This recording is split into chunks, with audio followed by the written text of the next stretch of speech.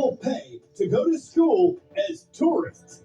Thousands of schools have closed across Japan in the past 20 years, according to the government.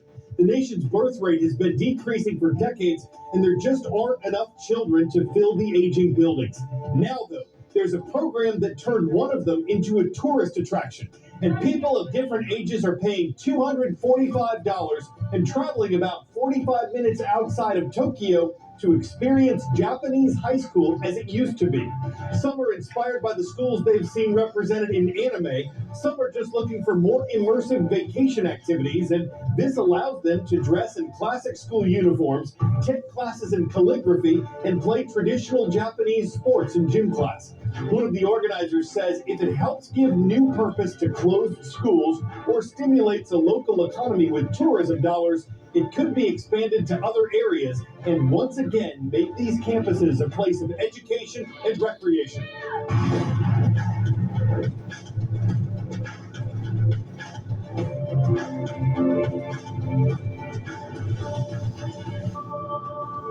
Great to see you this Friday as we keep things rolling on the world from A to Z. My name is Carl Mazus. Welcome to the show.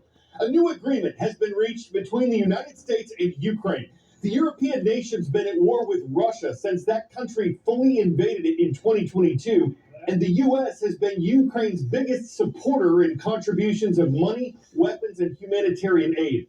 But President Donald Trump has suggested that the U.S. should get something in return for its assistance to Ukraine, and that country wants guarantees of continued American backing as a way to discourage Russia from invading again in the future.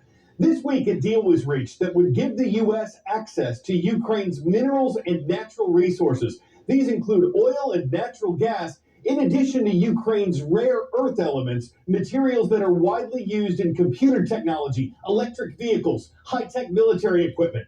The deal does not include a promise that America will defend Ukraine against future Russian aggression. But the U.S. will be contributing to a fund, along with Ukraine itself, that'll help the European country rebuild from the war. And the Trump administration says this shows Russia that the U.S. supports a free and independent Ukraine in the years ahead. This deal has been in the works for months, and at times the discussions surrounding it have turned tense. When Ukrainian President Volodymyr Zelensky visited the White House back in February, discussing the deal and potentially signing it were a part of the expected agenda. But the sit-down in the Oval Office turned into a heated and unprecedented back and forth. Trump and Zelensky met again face-to-face just a few days ago, and a White House spokesperson called that meeting, quote, productive. Meantime, international negotiations continue to try to bring an end to the war, but so far no agreement on that has been reached, and the fighting rages on. Word and out. Who was the oldest person ever to play in baseball's major leagues? Honus Wagner, Nolan Ryan, Jack Quinn, Satchel Paige. Author of the book, Maybe I'll Pitch Forever, Satchel Paige was 59 years old when he threw 3 scoreless innings against the Red Sox in 1965.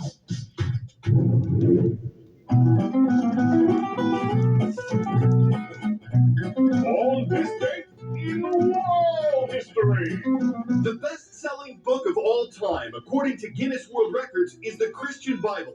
And one of its most well-known and widely used versions, the King James Version, was first published on this date in the year 1611. It's still in publication today.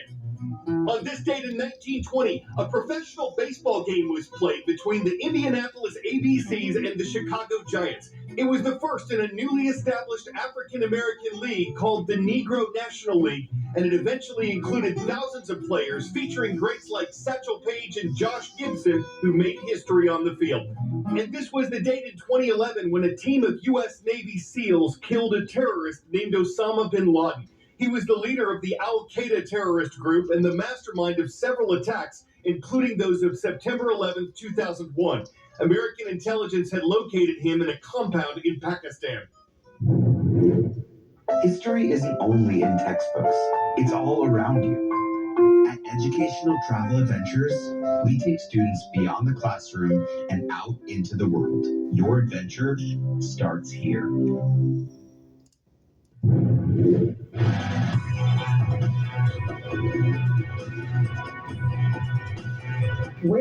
world. This is an East African republic that gained its independence from Britain in 1963. Its official languages are English and Kiswahili. It's located between Ethiopia and Tanzania, and its capital is Nairobi.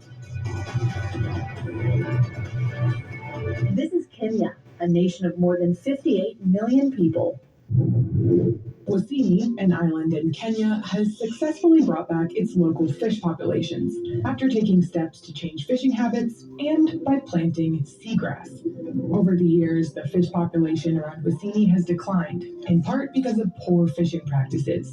The use of send nets, which encircle large groups of fish and can drag along the ocean floor, destroyed most of the seagrass near the island. And that seagrass is crucial for marine life.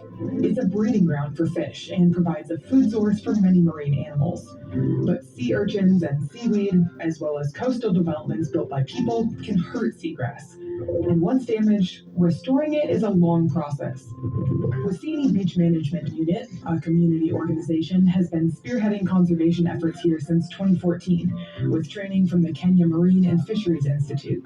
The restoration process began by assessing the damaged areas and finding sites to harvest healthy seagrass seedlings.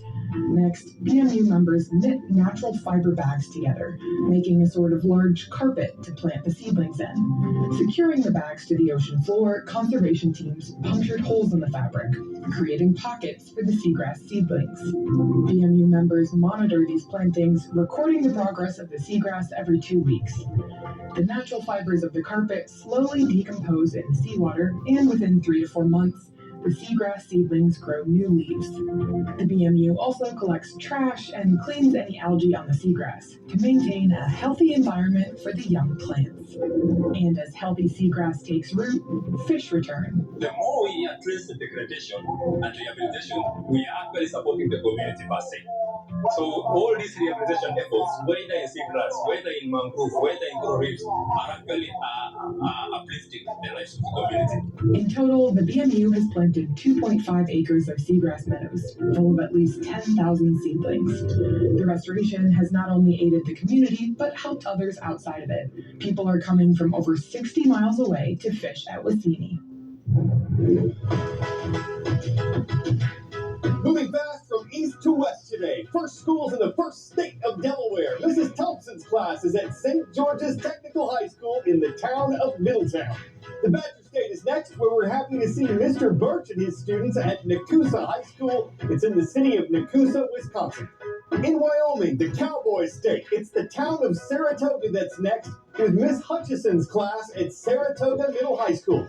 And we see Mr. Olson's students at Matheson Junior High School. It's in the city of Magna in the Beehive State of Utah.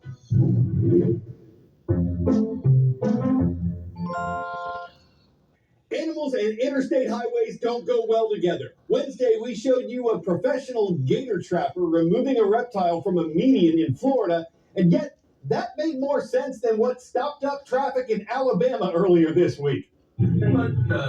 What the kangaroo was doing was logging some miles after escaping a petting zoo where it was kept as a pet.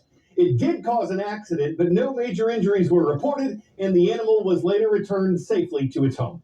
There's just no kangaroo for a kangaroo to kangaroom on a kangaroo road without the risk of falling down under a vehicle. Maybe that sounds kangaroo, but they'd rather wallaby out back in the outback where the space has more marsupial and there are no drivers to get hopping mad.